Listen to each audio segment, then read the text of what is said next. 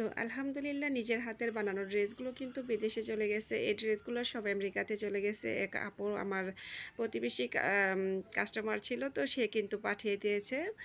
তো কখনো কল্পনাও করি নাই যে আমার বানানো ড্রেসগুলো কখনো বাহিরের কান্ট্রিতে যাবে, এরকম একটা সুযোগ করে দিবে।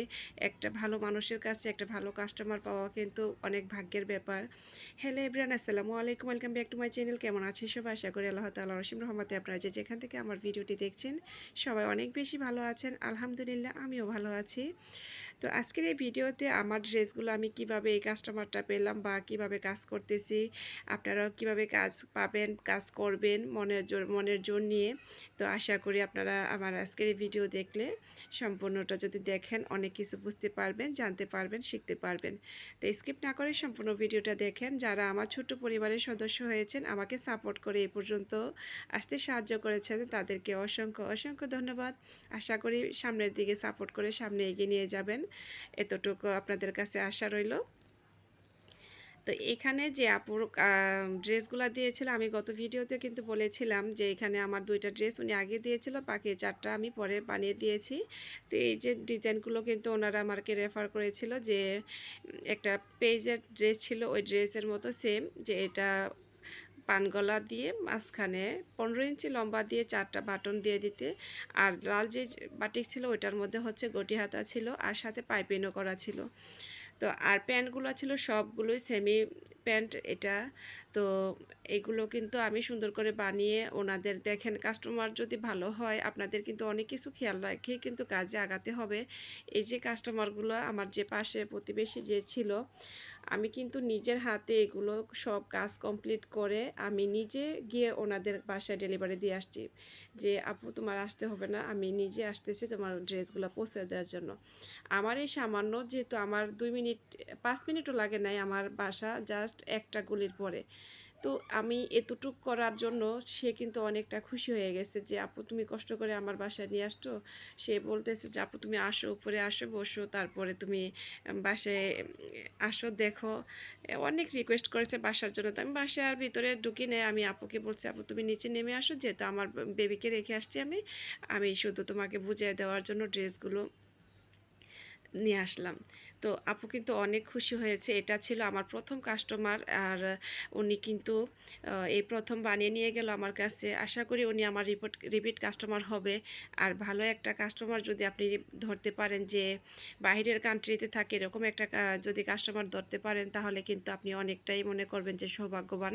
কারণ একটা কাস্টমার বাহিরের যদি হাত হয়, কারণ ওনারা কিন্তু বাহিরে অনেক ড্রেস বানিয়ে নিয়ে যায়, অনেক ড্রেস কিনে নিয়ে যায়। এছাড়াও কিন্তু আমি যখন বলেছি যে আমি বেবি ড্রেস নিয়ে কাজ করি, তো সে কিন্তু অনেকগুলো বেবিদের ড্রেসের ছবি রেফার করেছে যে আপু তুমি এই ড্রেসগুলো আমাকে বানিয়ে দিবা। তো আমি বলছি যে আপু এখন যেহেতু ঈদের টাইম, কুরবানি ঈদের টাইম, এখন টুকটাক আমি যেহেতু এক রোজার ঈদ থেকে মানে পুরো 1 মাস আমি অসুস্থ ছিলাম, আমি সেরকম কাজ করতে পারিনি। আপনারা দেখেছেন যে শুধু আমার যে মার্কেট থেকে কোলবালিশের কভারের কাজগুলো আসছিল, তো সেগুলো কিন্তু আমি 200 পিস কাজ আমি অনেক দিন ধরে, মনে হয় 15 দিন ধরে আমি কাজগুলো একটু করে করে জমা দিছি।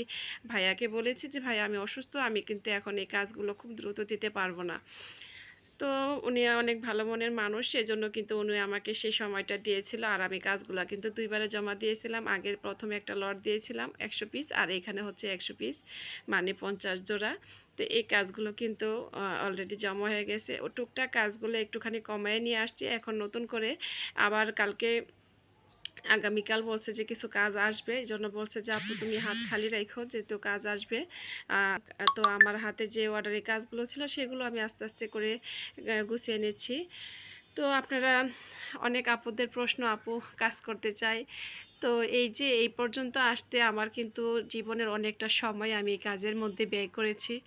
তো একটা সময় যখন ব্যয় করেছি, আমার ইনভেস্ট করেছি আমি সময়টা, আমার পরিশ্রমটা, আর সেইখানে কিন্তু আমি ধৈর্য ধরে এই কাজের মধ্যে লেগেছিলাম। সেজন্য কিন্তু আমার এখন আল্লাহর রহমতে একটু একটু করে সামনের দিকে এগোচ্ছি। জানি এটা অনেক বড় বড় আপুদের কাছে, অনেক বড় বড় যারা পেজের ওনার আছে তাদের কাছে কিছুই না, যারা যারা বড় বড় উদ্যোক্তা আছে তাদের কাছে কিছুই না। তারা মনে করবে যে সামান্য কোনো কাজ নিয়ে উনি এত কি। তো এটাই আমার কাছে অনেক কিছু। আল্লাহ পাক আমার এতটুক যা দিয়েছে এটাতে আমি আলহামদুলিল্লাহ। আমার যা আছে সেটাতে আমি আলহামদুলিল্লাহ। আমার রিজিকে যেটা আছে সেটা আমি পাবো। আপনাদের রিজিকে যেটা আছে আপনারা সেটাও পাবেন। আপনার রিজিকেরটা আমি নিতে পারবো না, আমার রিজিকেরটা আপনিও নিতে পারবেন না। তো যে জায়গায় আছেন সেই জায়গায় কাজের ব্যবস্থা করে নেবেন। ধৈর্য সহকারে কিন্তু কাজ করতে হবে।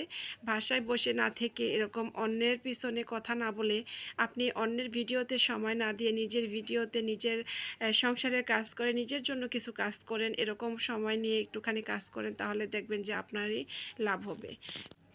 তো আমাদের প্রত্যেকের উচিত কিন্তু এরকম নিজের লক্ষ্য স্থির করে এগিয়ে যাওয়া। আপনি যখনই যে কাজ করেন না কেন আপনি একটা প্ল্যান করে নেবেন। আপনি যদি লক্ষ্য স্থির করে প্ল্যান মতো এগিয়ে যান, তাহলে কিন্তু দেখবেন খুব সহজে আপনি একটা কাজে সফলতা পাবেন। আপনি যদি মনে করেন যে কেউ আপনাকে এগিয়ে এসে সাহায্য করবে, এটা সম্পূর্ণ ভুল ধারণা। বর্তমান এই সময়ে কিন্তু কেউ কাউকে সাহায্য করবে না। স্বার্থপর এই দুনিয়াতে যার স্বার্থে শেষে এগিয়ে যাবে। আমার কথাটি যদি আপনার খারাপও লাগে তাহলে কিচ্ছু করার নাই, এটাই বাস্তব, এটাই সত্য। তো মাথায় রেখে কিন্তু আপনার কাজ, আপনার মূল্যবান সময় কিন্তু আপনার কাজের পিছে সময় দিয়ে কিন্তু আপনাকে আপনার পরিচিতি বাড়াতে হবে, আপনাকে এগিয়ে যেতে হবে। কেউ আপনাকে সামনে এগিয়ে নিয়ে যাবে না, কেউ এগিয়ে নিয়ে যেতে সাহায্য করবে না।